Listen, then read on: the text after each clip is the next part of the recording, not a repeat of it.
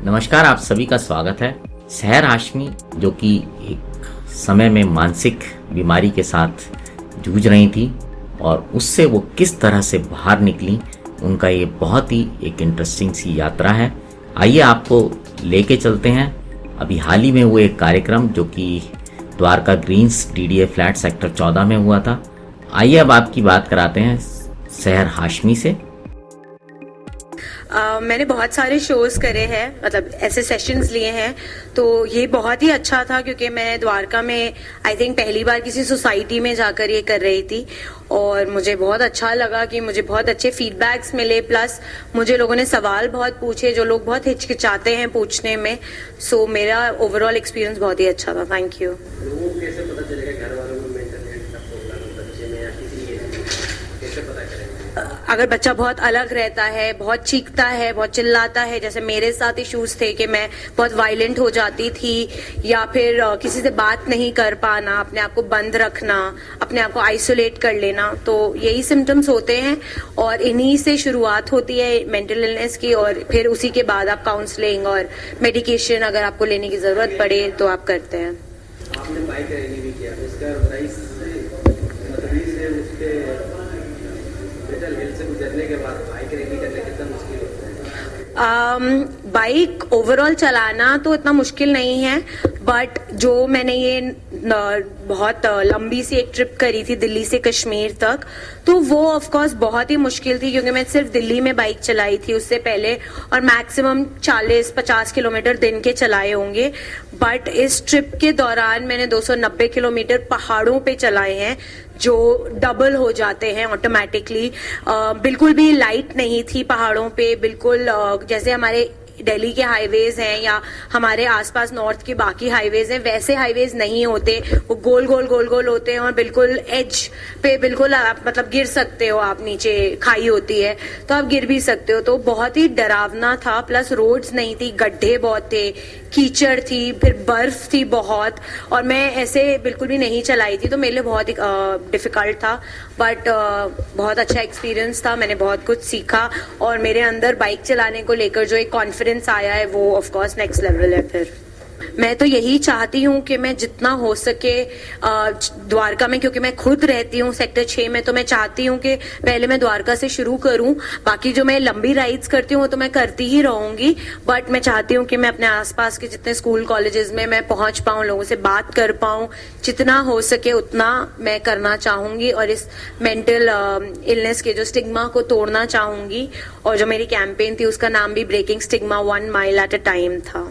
आपका केस में कितना फैमिली सपोर्ट था उस समय? मेरे केस में तो सब कुछ ही फैमिली सपोर्ट था, क्योंकि आई थिंक मैं आज यहाँ हूँ और स्माइल कर रही हूँ या लोगों के आगे बोल पा रही हूँ तो उस सबका, मेरे पेरेंट्स का जो एक मेरे पे भरोसा था, मेरा एक ख्याल रखने का जो अंदर एक वो था उनके अंदर कि नहीं मुझे अपने बच्चे का ख्याल रखना है। विल पावर, मेरी जो विल पावर भी बन पाई वो उन्हीं की वजह से है। एंड फैमिली और फैमिली के साथ उनके फ्रेंड्स जो सपोर्ट मुझे मिला, उसके बिना मैं शायद कभी यहाँ तक नहीं पहुँच पाती। और आइए अब सुनते हैं इस कार्यक्रम में आए लोगों ने क्या कहा। मेंटल हेल्थ का लाइक शहर को मैं पर्सनली जानती हूँ, तो उसके फाइट्स भी मैंने बहुत देखे हैं। बच्चों के लिए ये बहुत इम्पोर्टेंट टॉपिक है क्योंकि एक तो हम लोग खुल के इस टॉपिक पे बात नहीं करते हैं और जो बात करना चाहता है वो भी हिचकिचाता है। तो बच्चों के लिए हो, बड़ों के लिए हो, सबके लिए it's an important topic, because हम कोई भी नहीं जानता कि अगला किस दौर से गुजर रहा है। तो बात करना और शेयर करना बहुत इम्पोर्टेंट है, स्कूलों में होनी चाहिए। शहर खुद स्कूल में जाके बात करती है इन चीज़ों के बारे में। और जिस तरह से उसने अपने बाइक रैली के बारे में बताया, आई थिंक 35-36 स्कूल्स उसने ऑन द वे कवर किया है, स्कूल एंड कॉलेजेस।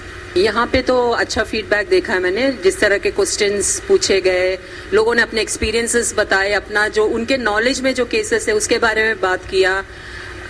और यहाँ पे द्वारका ग्रीन्स में हम लोग फर्स्ट टाइम आ रहे हैं, like first time Dwarka Greens में ही ऐसा कोई प्रोग्राम हो रहा है। इससे पहले आई डोंट थिंक इस हॉल को ऐसे किसी चीज़ के लिए यूज़ किया गया है। तो जिस तरह का यहाँ पे आज का देखा क्राउड एंड रिस्पॉन्स बहुत अच्छा रहा है। So I am Jaya. The program is very helpful and it was very enjoyable and it's actually nobody knows what trauma they are going through.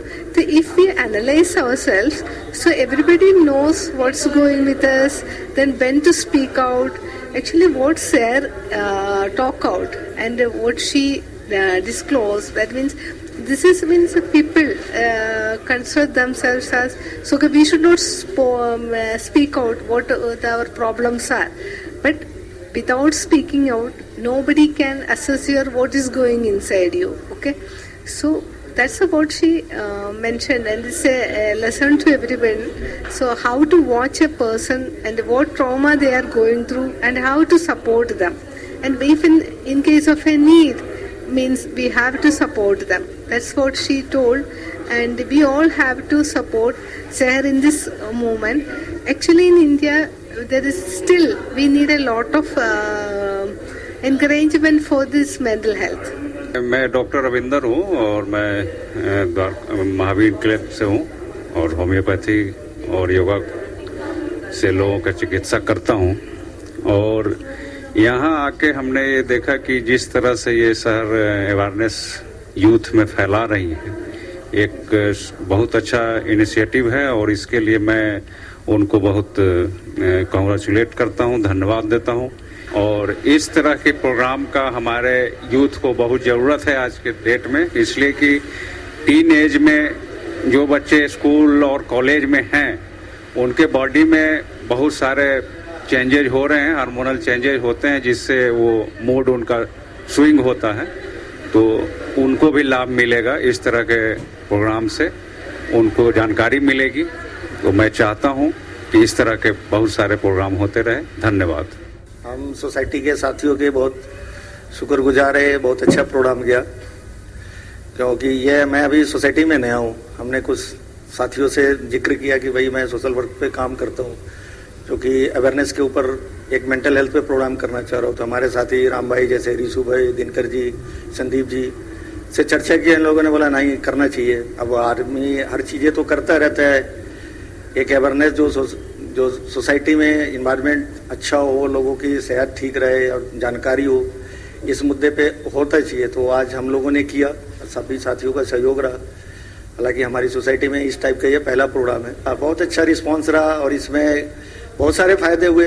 अभी इस मेंटल हेल्थ पे जैसे पता चला कि एक हमारे पड़ोस में ही रहते हैं जो कि काउंसलिंग भी कर सकते हैं। बहुत सारे साथी है, किसी को प्रॉब्लम है, जानकारों की, रिश्तेदारों में प्रॉब्लम है, तो वो लोग अब फायदा उठा सकते हैं। दोस्तों नमस्कार, मेरा नाम राम यादव है और आज का जो प्रोग्राम ये Dwarka sector 14 Dwarka green society में जो संपन्न हुआ मेंटल हेल्थ पे, प्राइमरीली इसमें बहुत सारी चीजें ऐसी थी कि सभी लोगों के लिए नई थी, कुछ न कुछ नई सीख सबको मिली और इस तरह का प्रोग्राम होते रहना चाहिए। हम एक परिवार में रहते हैं और यहाँ तो सोसाइटी है, बहुत सारे लोग हैं, तो लोगों को अपना सुख दुख, छोटी मोटी समस्याएं कभी कभी पता चलती हैं, नहीं पता चलती, लेकिन मेंटल हेल्थ से रिलेटेड लोगों का जो है ये जागरूकता प्रोग्राम जो यहाँ संपन्न हुआ ये बहुत अच्छा है। और इससे लोगों को कम से कम ये तो पता चला कि अगर कोई परेशानी में है, कोई दिक्कत में है और किसी को जानकारी है इस तरह की, तो वो उसकी मदद कर सकता है। मेरा नाम दिनकर पांडे है, मैं इसी सोसाइटी में रहता हूँ। एक अनोखा प्रोग्राम रहा, ऐसी चीजें हमको पता लगी जो हमारे बीच में सामान्य नहीं है और लगातार ऐसे इंसिडेंट हो रहे हैं। मैडम ने जो जागरूक किया तो हमको ऐसा आभास हुआ कि ये बहुत बड़ी समस्या है और हम ये जागरूक हुए कि अपने चारों ओर जो लोग इस तरीके से पीड़ित हैं उनका सहयोग किया जाए। और मैडम ने भी आश्वासन दिया कि आपको कोई भी हेल्प हो हम उसके लिए तैयार हैं। तो बहुत अच्छा प्रोग्राम हो, आगे भी हम जरूर कोशिश करेंगे कि हमारे सोसाइटी में ऐसे प्रोग्राम होते रहें और लोग जागरूक होते रहें। सर मेरा नाम ऋषु है, ठीक है। जो आजकल के बच्चे जो जनरेशन है अभी की, ठीक है, वो मोबाइल फ़ोन पर ज़्यादा फोकस करते हैं, एक कमरे में बैठे रहेंगे, बंद रहेंगे, ठीक है, बाहर के सोसाइटी ना पार्क जाना, उनको खाने पर भी ध्यान नहीं देना। मुझे लगता है कि एक आने वाले टाइम पे एक बीमारी है ये, ठीक है। तो अभी जो अवेयरनेस मैम ने दी है, ठीक है, और कुछ चीजें नई आई है, हमें भी लगता है हाँ ये इशू हो सकता है। ये मेरा नाम भीम कुमार जग्या है। आज एक्चुअली मैं अपने घर पे बैठा था, छुट्टी का दिन था, तो मुझे किसी फ्रेंड ने इन्फॉर्म किया कि भाई आज हमारी सोसाइटी में एक प्रोग्राम है जिसमें कि मेंटल डिसऑर्डर के बारे में बताया जाएगा। मैंने कहा ठीक है जी, मैं तो आ गया।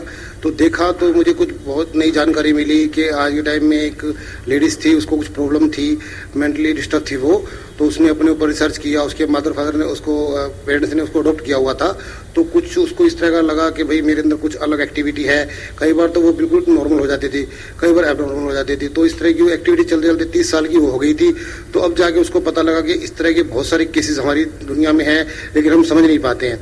लेकिन अभी जब उसके सुनने के बाद उसकी हमने खुद की व्यथा सुनी, तो हमें पता लगा कि हम ऐसे बहुत सारे केसेस अपने समाज में देखते हैं और हम उसको हीन भावना से देखते रहते हैं। लेकिन ऐसा नहीं करना है, हमें देखना है कि हम उसकी क्या हेल्प कर सकते हैं और उसकी एक्टिविटी क्या चीज़ है।